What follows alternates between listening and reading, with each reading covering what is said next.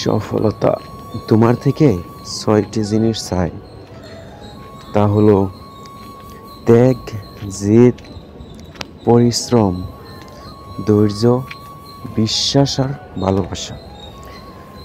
একটা কিছু পেতে হলে একটা কিছু ত্যাগ করতেই হবে, সেটাই হলো ত্যাগ করা। আর জেদ, সে পেরেছে আমি কেন পারবো না, আমি তার থেকে বেশি পারবো, সেটা হলো জেদ। পরিশ্রম, আর পরিশ্রমটা সেও করতে পারে, আমি কেন করতে পারবো না, সে এটাও তুলতে পারে, আমি কেন তুলতে পারবো না, সেটা হলো পরিশ্রম। ধৈর্য হলো একটু লাহে লাহে হলেও পরবর্তী আমি সফল হবই, সেটা হলো ধৈর্য।